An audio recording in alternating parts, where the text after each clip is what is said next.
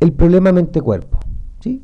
Intentaron entonces también desde los principios de la filosofía hasta bien adentrada en los demás siglos de los análisis filosóficos, explicar este dualismo. Básicamente Platón dice que la mente y el cuerpo son entidades de naturaleza distinta.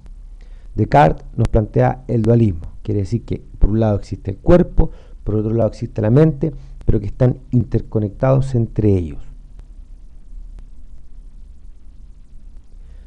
Bueno, en el siglo XVIII,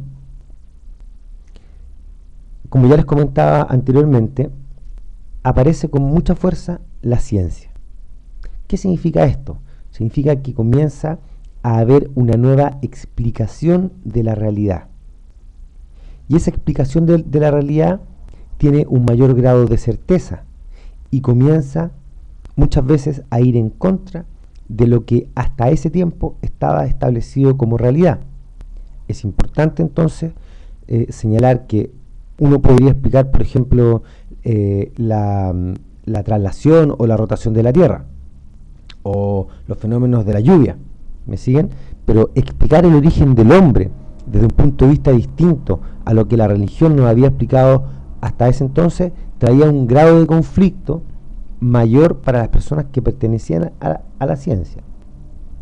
Por lo tanto, posterior a las ciencias exactas, matemáticas, física, se abre el paso a la ciencia biológica, donde fundamentalmente destaca la figura de Darwin, un científico que viajó por muchas partes del mundo y también estuvo en Chile. Y luego de este viaje gigantesco donde reflexiona, analiza, investiga, describe el entorno natural, nos propone la teoría de la evolución, ¿no es cierto?, que es conocida como la teoría de la evolución de Darwin. Básicamente, esta teoría de la evolución se sustenta en la selección natural. Aquí hay dos elementos que son importantes. En primer lugar, decir que los seres humanos hemos llegado a ser seres humanos básicamente gracias a la evolución que se ha producido desde estructuras vivas inferiores, como ustedes pueden ver en este momento en la foto, idea que contrasta fundamentalmente con la creación del hombre por parte de Dios. Y por otro lado, que una especie para poder supervivir, o mejor dicho, sobrevivir, requiere de un grado de adaptación. Esto va a decir entonces que las especies que están más adaptadas a una situación particular y a eventos particulares van a sobrevivir y las que no van a perecer. Fíjense que este elemento es muy importante, ya que Darwin dice que el ser humano, por lo tanto, se compone de dos entidades: la entidad orgánica o biológica y la entidad psicológica. Por lo tanto, tendríamos que generar aquella ciencia que sea capaz de estudiar ese factor del comportamiento humano que está puesto en el cerebro, que está puesto en nuestra mente. Entonces, en el siglo XVII, principios del siglo XVIII, ocurre el nacimiento de la ciencia. Como ya les comentaba anteriormente, esto parte con las ciencias exactas, como la física y la matemática, donde aparecen figuras como Newton, por ejemplo.